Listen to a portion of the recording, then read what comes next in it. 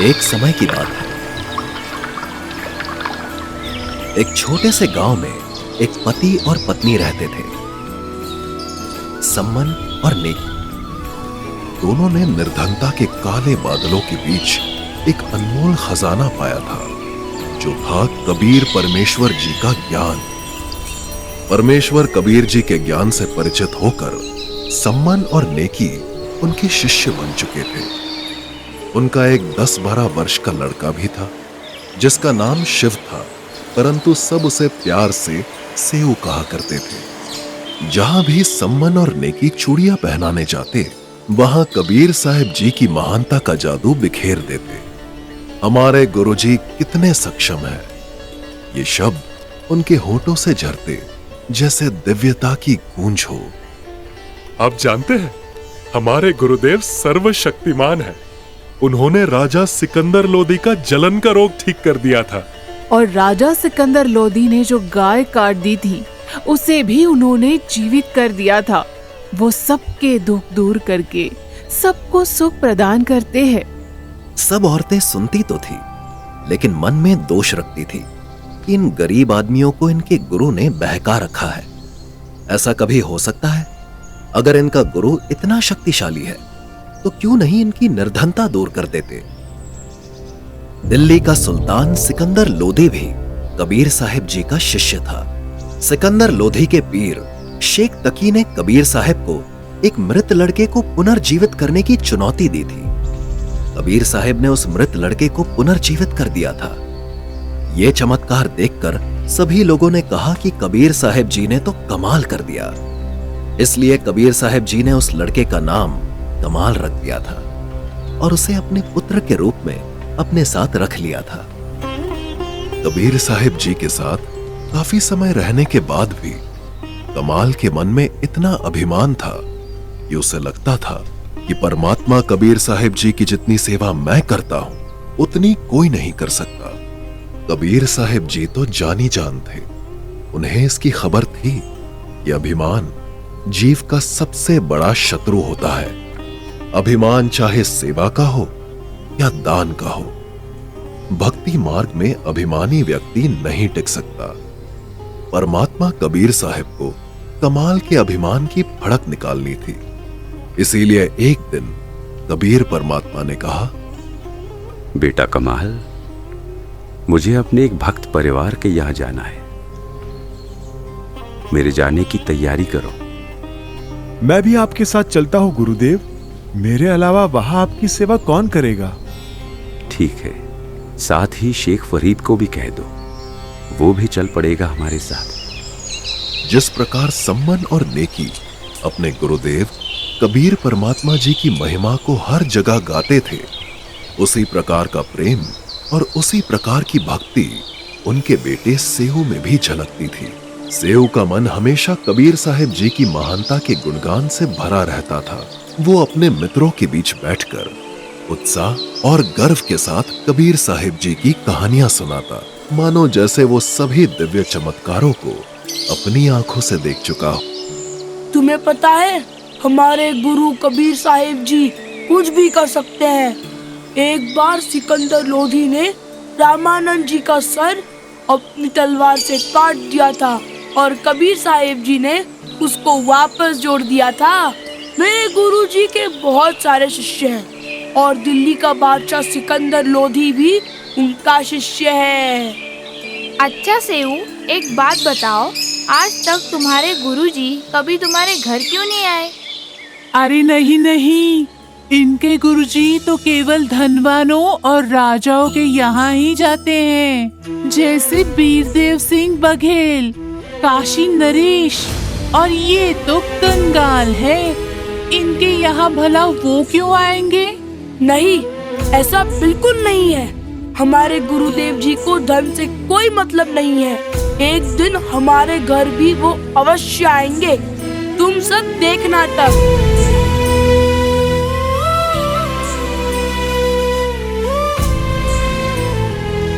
क्या हुआ बेटा सेऊ, इतने उदास क्यों हो आज? माँ, गुरुदेव हमारे घर क्यों नहीं आते? बेटा, गुरुदेव तो हमेशा हमारे साथ ही रहते हैं। वो अपने बच्चों से पल भर भी दूर नहीं होते। और गुरुदेव के लाखों शिष्य है बेटा, ऐसे भला वो किस किस के घर जाएंगे? आपकी सारी बात सही है माँ, लेकिन मेरे मित्र मुझे चिढ़ाते हैं कि तुम्हारे गुरुजी तो सिर्फ राजाओं के घर जाते हैं। तुम कंगाल हो, इसलिए तुम्हारे घर नहीं आते।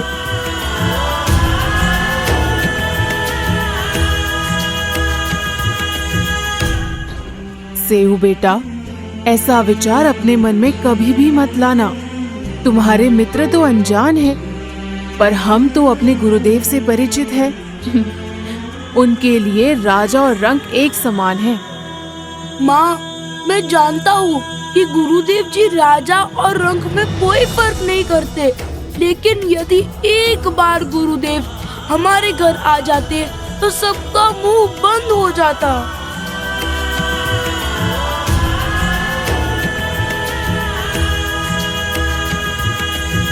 बेटा, हमने जगत की तरफ नहीं देखना है। जगत तो ना जाने क्या क्या कहेगा। हमें सिर्फ गुरुदेव जी के ज्ञान आधार पर ही सोचना है और उनके आदेश का पालन करना है। बेटा, हमें अपने गुरुदेव पर पूरा विश्वास होना चाहिए। उनकी प्रत्येक क्रिया पर भरोसा होना चाहिए। भक्त सम्मन, कोई है घर पर? ऐसा लगता है जैसे गुरुदेव जी की आवाज आई हो। हम गुरुदेव जी की चर्चा कर रहे थे, इसीलिए हमारे कानों में उनकी आवाज का आभास हो रहा है। अरे बेटा सम्मन, घर पर हो?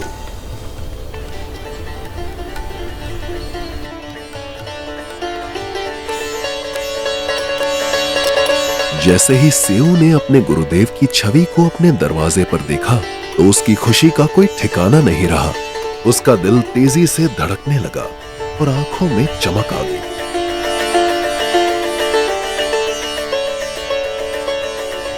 उसने सोचा, क्या ये सच है? या मेरे प्रिय गुरुदेव सचमुच मेरे दरवाजे पर खड़े हैं? खुशी के मारे उसके चेहरे पर एक मुस्कान खिल गई। सम्मन और नेकी इतनी भावुकता में थे कि वो अपने गुरुदेव को घर के अंदर आमंत्रित करना भी भूल गए। अरे भगत जी, गुरुदेव जी को यही खड़ा रखोगे या अंदर भी आने को कहोगे? आओ भगवान, अंदर आओ।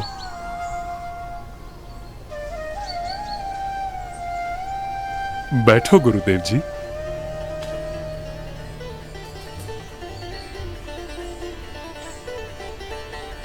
भगवान, बड़ी दया करी आपने।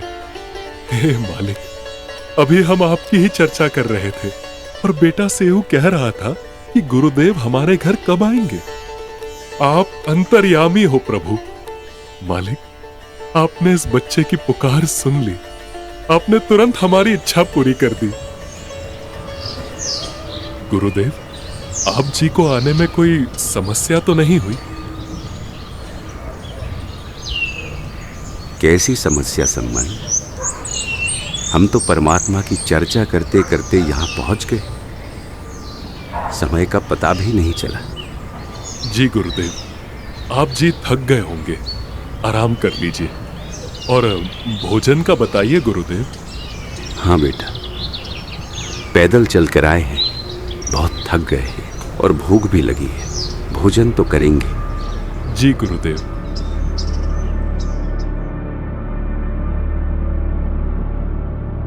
नेकी, भोजन की व्यवस्था करो। गुरुदेव जी को भूख लगी है, भोजन करेंगे। हे भगवान, कैसा दुर्भाग्य है हमारा। आज हमारे घर पे एक अन्न का दाना भी नहीं है और ना ही आटा है। अब गुरुदेव जी के लिए भोजन कैसे बनाऊं? कोई बात नहीं, ऐसा करो, किसी से उधार ले आओ।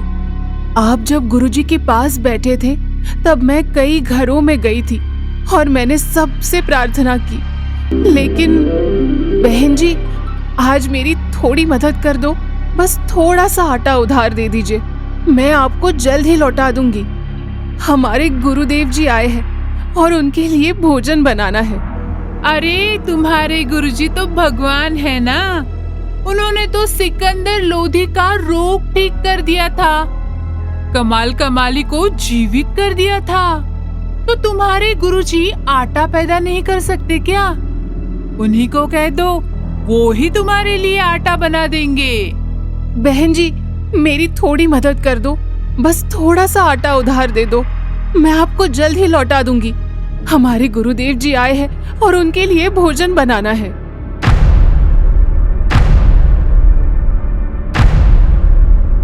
अरे बहन नेकी, तुम तो बहुत गुण गाती थी अपने गुरुजी के।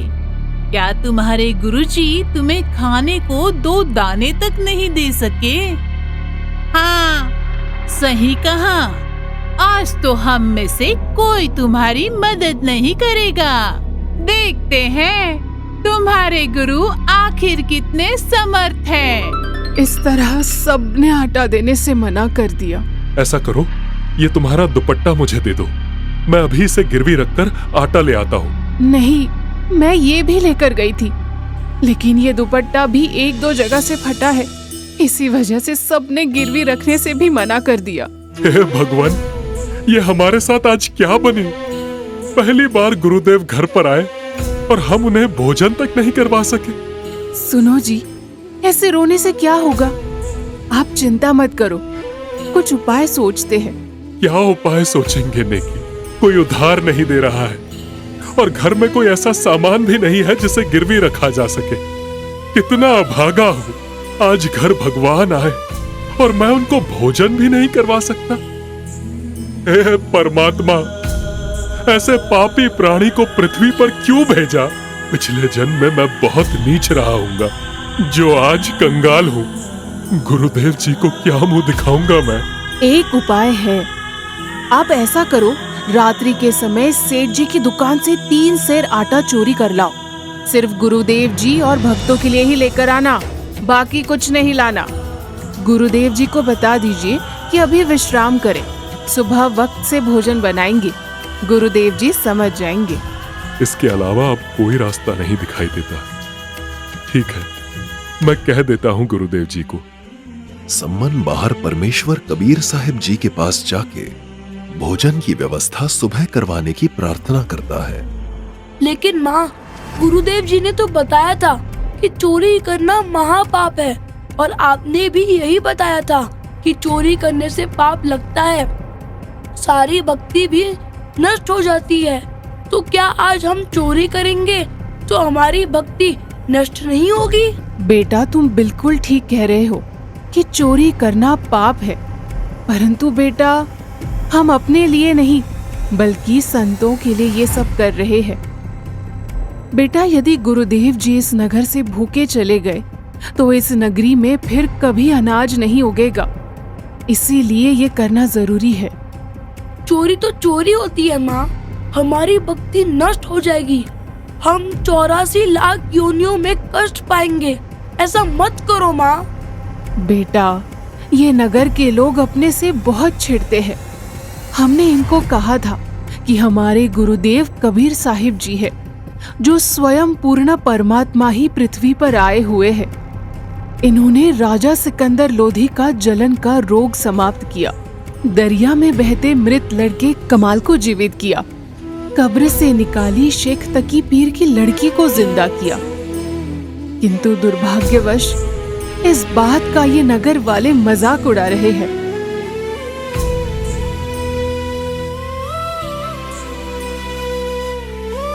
ठीक है माँ।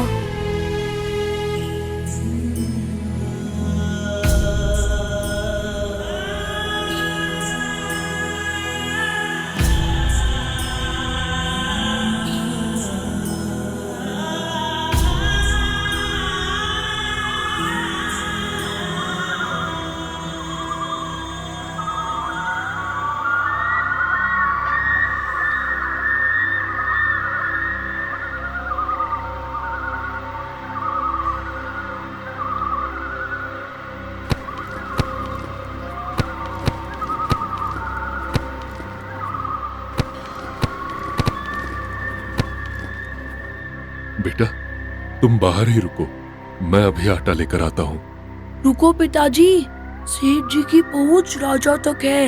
यदि उन्होंने आपको पकड़ लिया तो वो राजा के सामने आपको पेश करेंगे और फिर चोरी के इल्जाम में राजा आपको फांसी की सजा सुना देगा।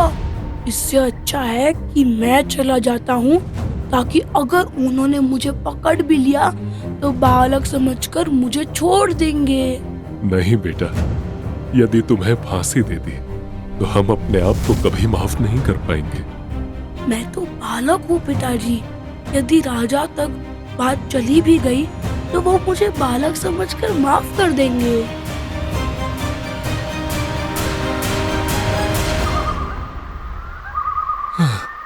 ठीक है बेटा, लेकिन आटा सिर्फ 3 सेर ही लाना, इससे ज्यादा ना लाना।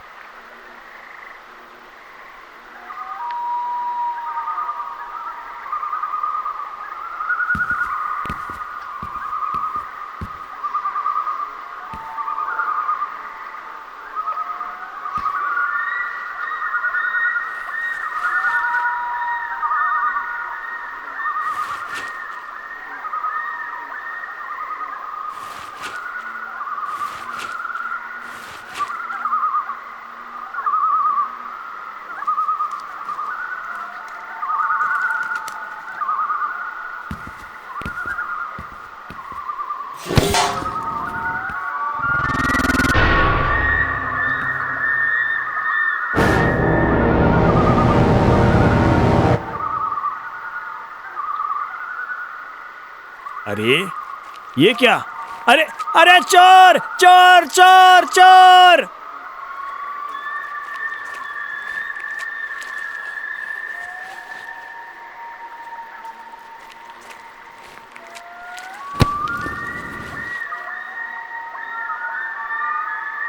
पिताजी, मुझे सेठ ने पकड़ लिया है। आप आटा ले जाओ और गुरुदेव व भक्तों को भोजन करवाना। मेरी चिंता मत करना।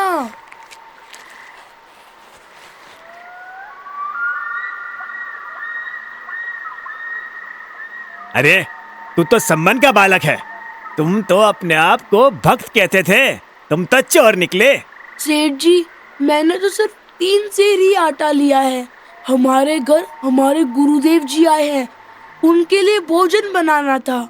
मेरी माँ सभी के पास आटा उधार लेने गई थी, लेकिन सभी ने आटा देने से मना कर दिया। अच्छा, अब समझा। तो चोरी तो तुम्हारा गुरु करवा रहा है। ठीक है, अब कल राजा के सामने पेश होकर बताना ये सब। राजा ही बताएगा क्या सजा मिलेगी तुम्हें और तुम्हारे गुरु को। हे परमात्मा, यह तो अनर्थ हो गया। गुरुदेव को भोजन तो करवा नहीं सके, उनको मुसीबत में और खड़ा कर दिया। अब ये सेठ सुबह राजा से सब कह देगा और फिर सब जगह गुरुदेव की बेइज्जती होगी। पता नहीं राजा गुरुजी को क्या सजा सुना देगा। पिताजी, मुझे तो सेठ जी ने पकड़ लिया है। आप ही आटा ले जाओ और गुरुदेव को सुबह भोजन करवा कर शीघ्र इस नगरी से रवाना कर देना।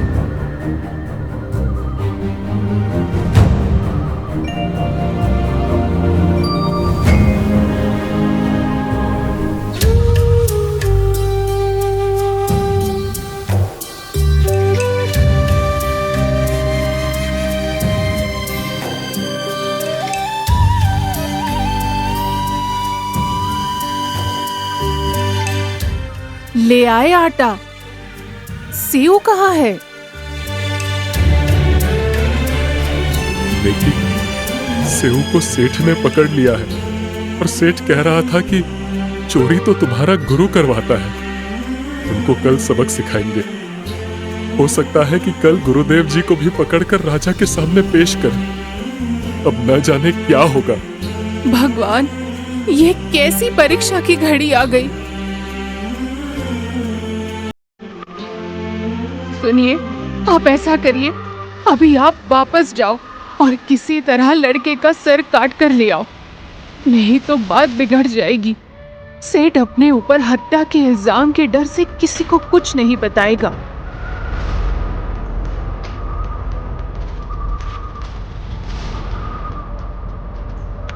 अगर आज हमने ये नहीं किया तो हमारे गुरुदेव जी को राजा न जाने क्या सजा देगा।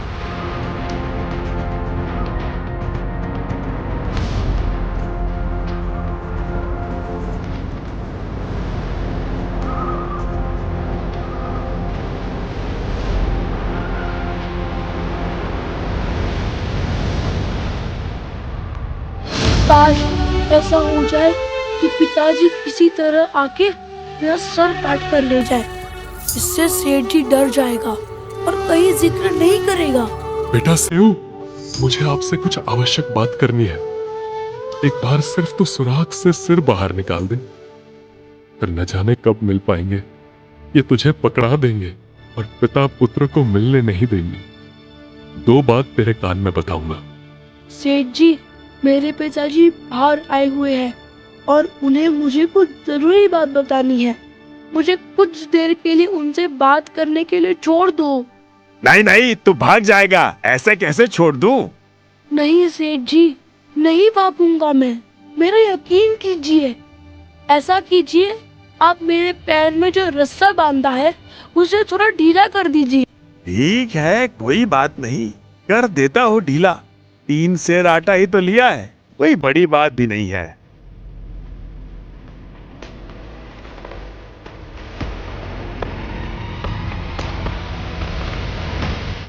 ठीक है, ले ढीला कर दिया, अब बतला ले।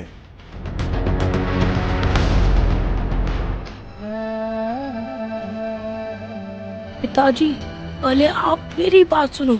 अभी मेरा गला काट कर ले जाओ। पिताजी, यदि आप सच में मेरे बाप हो तो अभी मेरी गर्दन काट कर ले जाओ।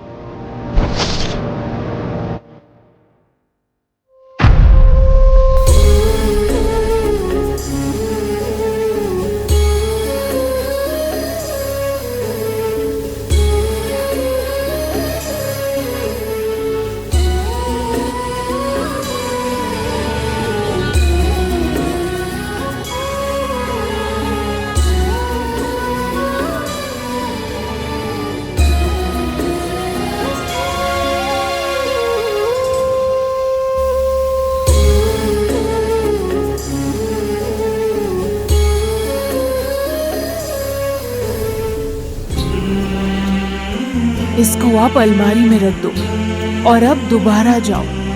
सेठ जी अब उस शव को अपने घर नहीं रखेगा, कहीं बाहर डाल के आएगा, इस डर से कि कहीं उसके ऊपर हत्या का इल्जाम लग जाए।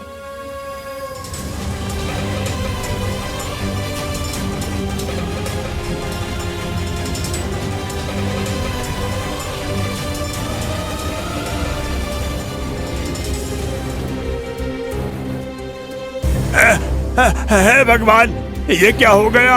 अब कहीं इसकी हत्या का इल्जाम मुझ पर ना आ जाए। मुझे जल्द से जल्द इस शव को कहीं फेंकना होगा।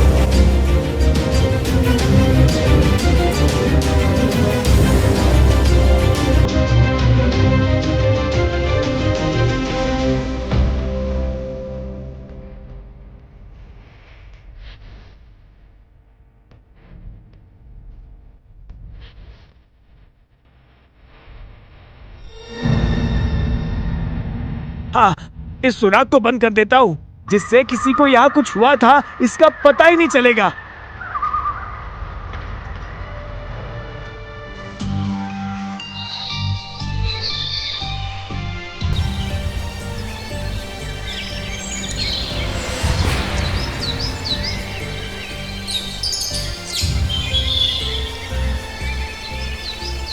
इस सुराख को तो सेठ जी ने पूरी तरह से बंद कर दिया। तो शव कहाँ डाला होगा? जरूर सेठ जी सेऊ के शव को घसीटकर इधर से ही लेकर गया है। मैं इन्हीं निशानों के आधार पर उसके शव तक पहुंच जाऊंगा।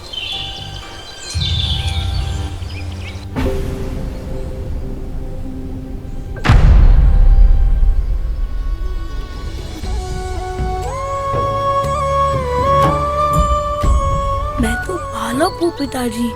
यदि राजा तक बात चली भी गई तो वो मुझे बालक समझकर माफ कर देंगे।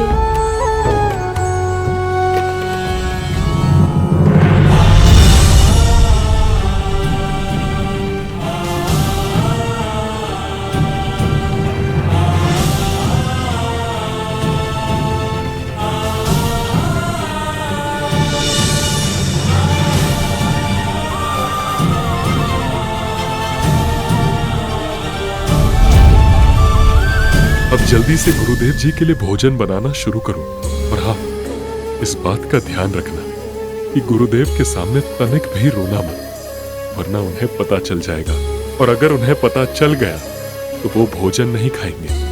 वो भूखे हैं कल के, उन्हें वक्त से भोजन करवा के भेज देंगे। ये सब घटना होते होते सुबह हो जाती है और नेकी उधर से रसोई घर जाके उस कपड़े में लाए हुए आटे से रोटी बनाने लग जाती है।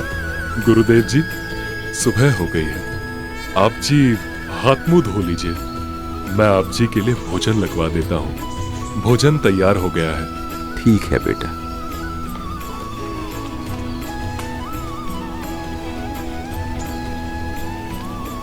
सम्मन बेटा, इस भोजन को 6 भागों में बांट लो। 3 तुम हो और 3 हम हैं। आज इकट्ठा बैठकर इस प्रेम प्रसाद को पाएंगे।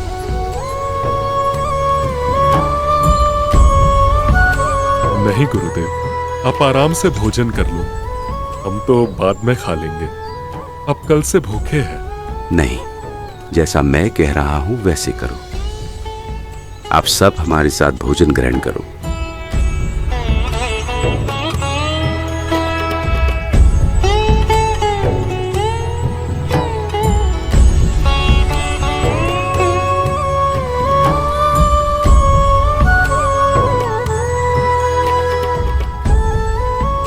बेटा सम्मन, 5 नहीं 6 पात्रों में भोजन डालो।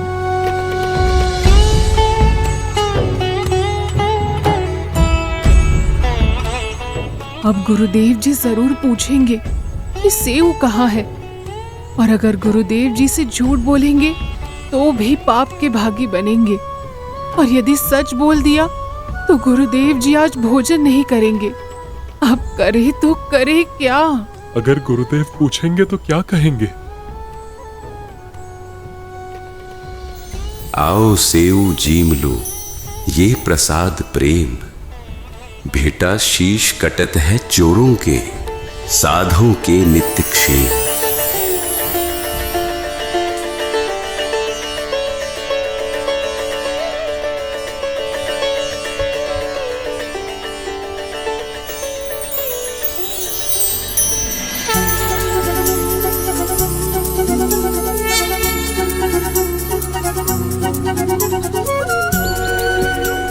सम्मन और नेकी के लिए सेऊ को जीवित देखना किसी चमत्कार से कम नहीं था। वे दोनों बार बार सेऊ की गर्दन पर हाथ फिराकर ये यकीन करने की कोशिश कर रहे थे कि क्या वो वही सेऊ है जिसकी गर्दन तलवार से कटी हुई थी, या फिर ये कोई और है। दोनों के मन में यह सवाल उठ रहा था, ये लड़का आखिर कैसे जीवित हो गया। जब गर्दन पर किसी प्रकार का निशान नहीं मिला तो वे उठकर कमरे के अंदर गए जहां सेऊ का मृत शरीर रखा था। वहां जाकर देखा तो धड़ और गर्दन दोनों गायब थे। बस चारों तरफ केवल खून के धब्बे बचे थे। परमात्मा कबीर जी ने मन पापी के संशय और भ्रम को समाप्त करने के लिए इस प्रमाण को छोड़ा था। नेकी, सेऊ का शीश तो यहीं रखा था, कहाँ गया? हाँ, और धड़ भी यही तो था, वो भी यहाँ पर नहीं है। इसका मतलब बाहर बैठा अपना सेऊ ही है। आने की भगवान अंतर्यामी है, और आज उन्होंने हमें हमारा पुत्र भी लौटा दिया। हे परमात्मा, आपकी लीला सचमुच अपरंपार है।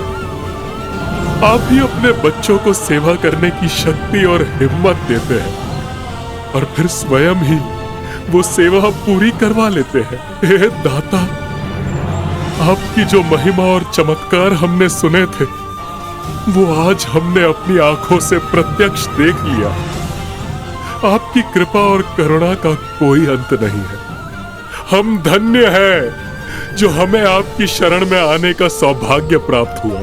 नेकी और सम्मन पूरे भाव से पूरी घटना का वर्णन करते हैं, जिसमें उन्होंने अपने सेवा भाव और परमात्मा के प्रति अटूट विश्वास के साथ जो बलिदान दिया उसे साझा किया।